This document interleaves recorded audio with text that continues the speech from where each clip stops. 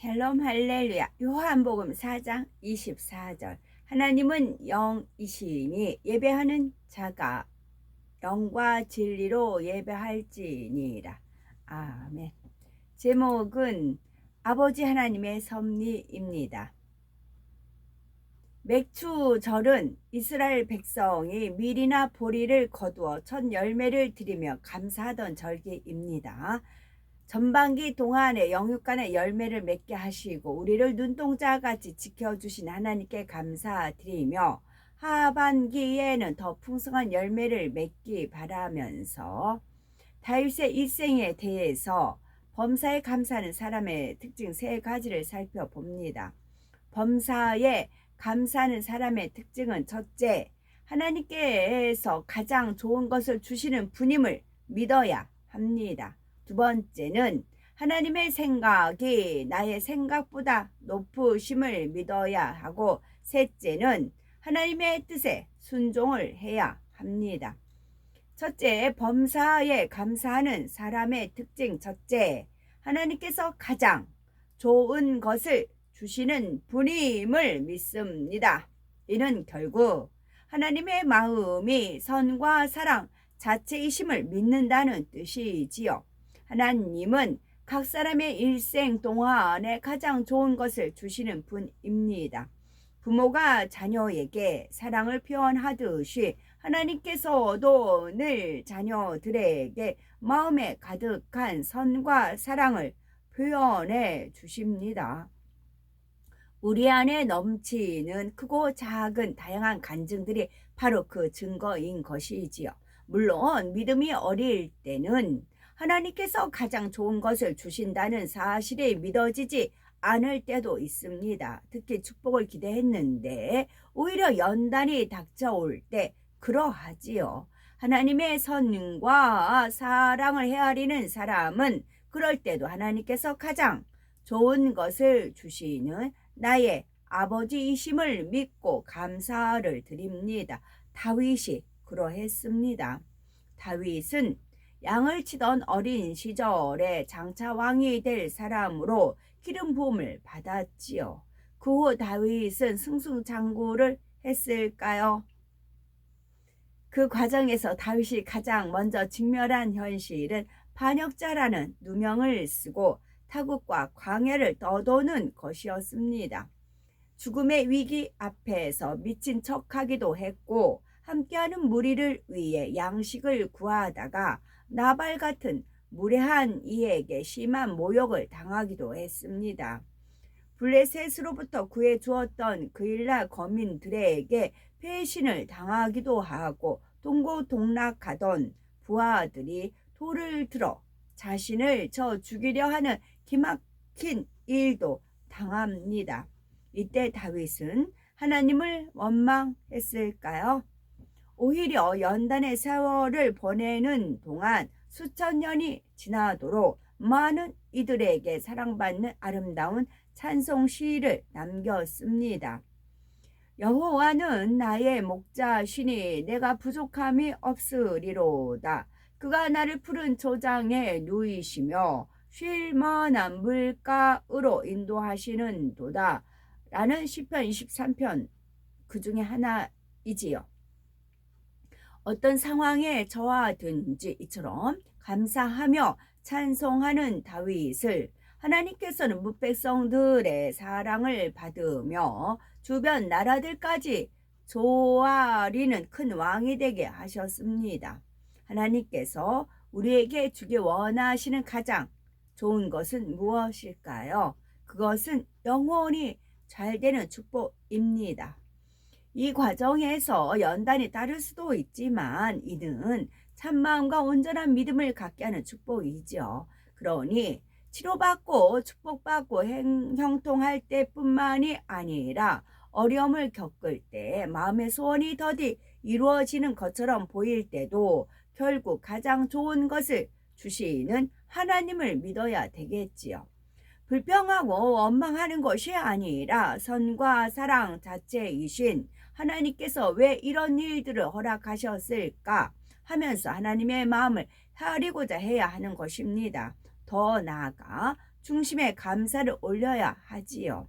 이것이 바로 영이신 하나님을 간절히 찾는 믿음의 행함입니다. 그럴 때 결국 다윗에게 승리를 주신 것처럼 가뭄 끝에 비를 내려주시고 큰 비 끝에 맑은 하늘을 보여주시는 것입니다. 죽은 나사로와 같이 전혀 가망 없어 보이는 사람도 살려주시고 고쳐주시며 가난하여 텅 빈 가루통과 기름병도 풍성하게 채워주십니다. 또한 죄악을 속히 벗어버려 하나님의 참 자녀가 되도록 역사해 주시지요. 둘째는 하나님의 생각이 나의 생각보다 높으심을 믿습니다. 이사야서 55장 9절에 보니 하늘이 땅보다 높음 같이 내 길은 너희 길보다 높으며 내 생각은 너희 생각보다 높으니라 말씀하셨습니다. 고린도전서 1장 25절 하나님의 미련한 것이 사람보다 지혜 있고 하셨는데 이는 하나님께서 사람과 비교할 수 없을 만큼 지혜로우심을 깨우쳐 주시는 말씀이지요. 어떤 일을 이룰 때 육의 한계를 가진 사람은 A라는 한 길밖에 보이지는 않지만 영이신 하나님께서는 A보다 탁월한 B와 C라는 길까지 꿰뚫어 보십니다. 이런 하나님을 믿는 사람은 겸손하게 자신의 뜻이 하나님의 뜻과 다를 수 있음을 인정하고 하나님께서 자신의 생각과 뜻과 다른 방향으로 인도하신다 해도 감사합니다. 내가 보기에는 이 길이 더 좋은데 이 방법론이 더 맞는 것 같은데 하나님께서 왜 아니라고 하시지 하며 힘들어하거나 불평하지 않습니다. 한 예로 다윗은 하나님을 위해 성전을 지어드리고 싶었지만 하나님의 뜻은 달랐습니다. 다윗이 군인으로서 전쟁을 치르는 동안 많은 피를 흘렸기 때문에 하나님께서는 솔로몬의 시대가 성전을 짓기에 가장 좋은 때임을 알려주셨지요. 이에 다윗은 서운해하거나 하나님의 뜻을 거스르려 하지 않았습니다. 비록 성전을 봉헌할 수는 없었지만 성전에 필요한 재료를 정성껏 준비하고 찬양대와 성전 봉사자 등의 조직과 제도를 미리 마련했지요. 또한 다윗은 영적으로 어린아이였습니다. 전쟁을 치를 때도 천술에 능한 다윗이었지만 세세한 분야까지 하나님께 여쭈었습니다. 부지 중에 하나님의 뜻을 거스렸을 때는 깨우치는 대로 겸손하게 회개하였고 하나님의 뜻에 따라 즉시 돌이켰습니다. 다윗은 왕이 되고 나라가 부강해져 큰 영광을 누리게 된 후에도 겸비한 마음이 변하지 않아 항상 하나님의 뜻을 구하였지요. 우리는 어떠하신지요? 영육간에 낮은 자리에 있을 때에는 대부분 자신의 뜻이 하나님의 뜻과 다를 수 있음을 쉽게 인정을 합니다. 그런데 연륜이 쌓일수록 점점 높은 지위에 오를수록 마음이 높아지고 특히 가르치는 사람이나 지도자가 될수록 영적으로 어른이 되어버리는 경우가 많습니다. 다윗처럼 늘 하나님의 뜻을 엿듣기보다는 내가 하나님의 뜻을 어느 정도 한다라고 하면서 자신의 뜻을 앞세우기 쉽습니다. 하나님 사람의 뜻과 지혜로 이루어지는 것이 아니고 오직 하나님의 섭리 가운데 이루어야 하는 것이고 하나님께서 우리의 사람과 뜻과 맞지 않는다. 우리는 하나님의 생각이 나의 생각보다 높으심을 믿고 항상 하나님의 말씀에 귀를 기울여야 되겠고 무시로 성령 안에서 기도하며 성령의 음성을 드러나가야 범사에 감사하는 우리 삶을 통해서 하나님의 뜻이 아름답게 이루어질 수가 있습니다. 셋째는 하나님의 뜻에 순종합니다. 범사에 감사하는 사람은 다윗처럼 하나님께서 가장 좋은 것을 주시며 하나님의 생각이 자신의 생각보다 높으심을 믿기에 하나님의 뜻을 알게 되며 그대로 순종합니다. 하나님께서 왜 다윗과 솔로몬의 때에 이스라엘이 전성기를 이루게 하셨을까요? 바로 다윗이 햇사람 우리아의 일 외에는 평생에 여호와 보시기에 정직히 행하고 자기에게 명하신 모든 일을 어기지 아니하였음이라 라는 말씀을 통해 알 수가 있습니다.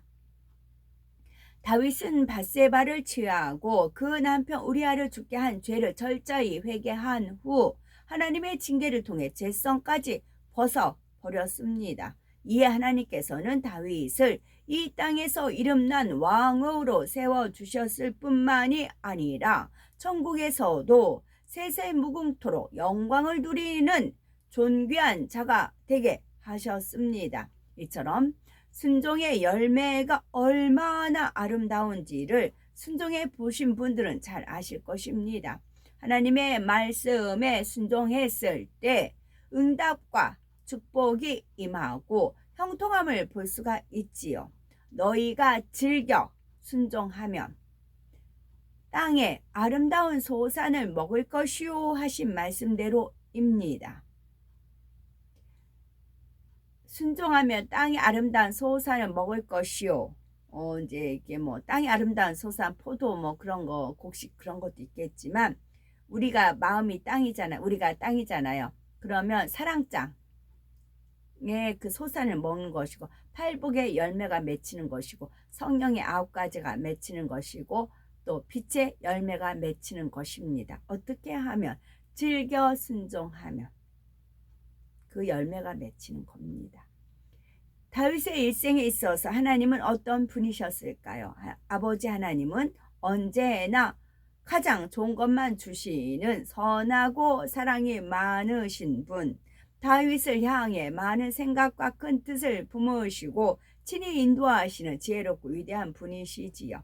늘 그분의 뜻대로 순종할 수밖에 없을 만큼 다윗이 너무나 사랑스러운 겁니다.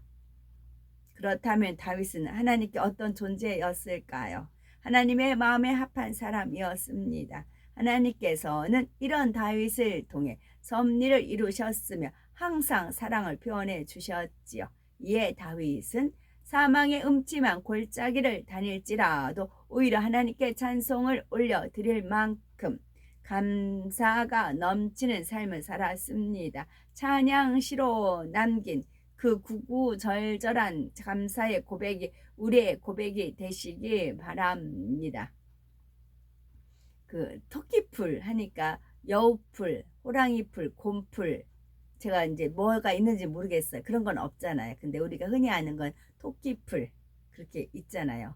그것도 하나의 은혜이지요. 아멘.